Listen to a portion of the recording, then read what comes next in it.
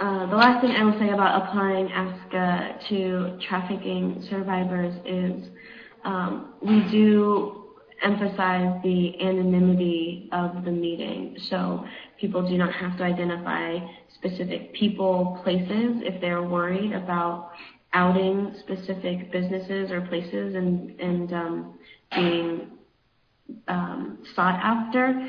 We really do allow survivors to keep their lives anonymous in that way. So we don't allow people to talk about what they heard in the meeting outside of the meeting. And that's really important, I think, for survivors to know that their stories will be held in confidence. So with that, are there any questions about our story, the model of adult survivors of child abuse? While folks are probably typing, I will show you the ASCAsupport.org website. So ASCA has these meeting resources here. That's where you heard the audio. You can listen to a whole meeting if you'd like.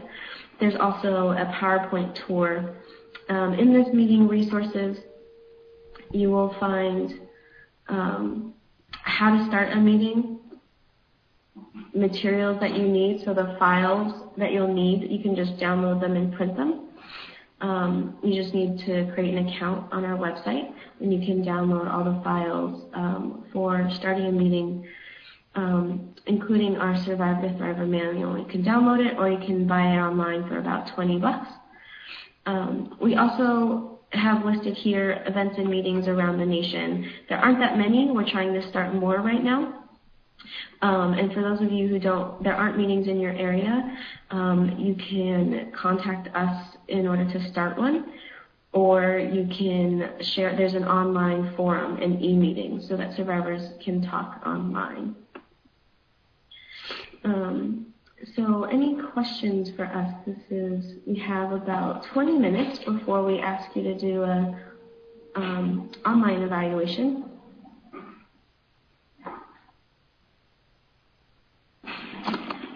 Yeah, that is a great question. Actually, it's not a silly question at all. I could share a little bit of my personal experience of that very same thing. So I started attending meetings and started having recovering memories of really severe abuse, of being raped and beaten and physically tortured. And I remember a woman talking about not being loved. And I had a bunch of feelings about I wish, that had just been my experience. And it took me a couple of years to realize that not being loved is the deepest wound ever, because not being loved is the human contact that we need as children to feel okay as adults. And so I gained a ton of respect for someone coming to the meeting and processing trauma about not being loved. And I also, from my own experience, came to the meeting thinking that my trauma was not enough to be there. And I have heard people talk over and over and over again about coming to meetings and feeling like their trauma was not significant. And I have to say, any kind of trauma, any kind of feeling from childhood abuse, or any kind of feeling from childhood, feeling unloved, feeling not listened to, feeling like you were made to be not important, is all trauma. It's all trauma that brings up a feeling in you that doesn't feel good. And to come to a room and talk about how you weren't listened to is just as important and just as vital as someone coming and talking about being sexually abused. The meeting actually is super open and a very great holding environment for someone to come and talk about any type of abuse, whether it's not being loved or not being treated fairly to being sexually abused or tortured. They're both equally important and create some of the same feelings.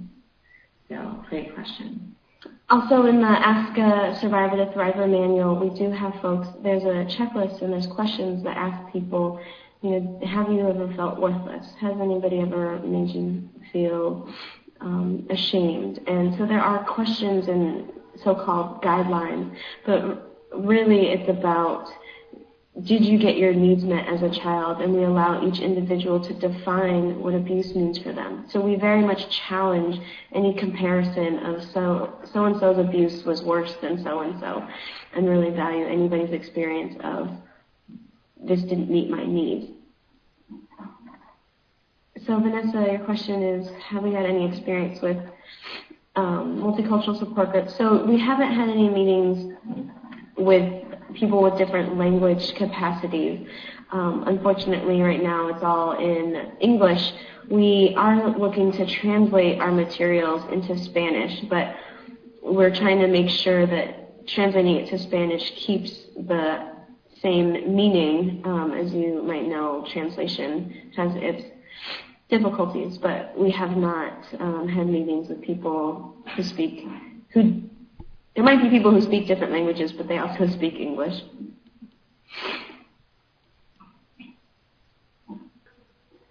So the online resources at askasupport.org are definitely there for survivors where ASCA does not exist. So people can share online and download the Survivor to Thriver manual. And then we'll definitely provide support to anybody who wants to start their own meeting.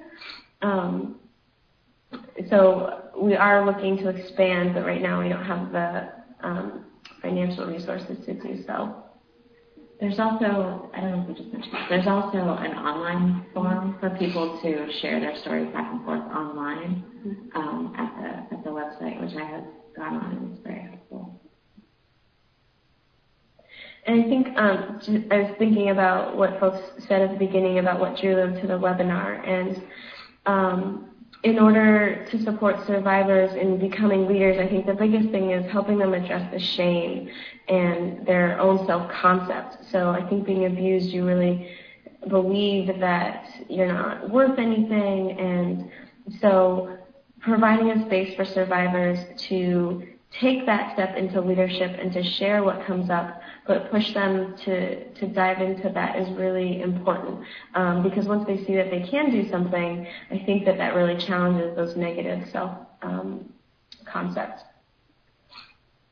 Well, if there isn't anything else, we do hope that you fill out the evaluation that Ashka sent out to everyone, and we are very appreciative that you joined us in whatever time zone you're in, and please do feel free to email us, and if you have any further questions in the future, we'll make sure to get back to you as soon as we can.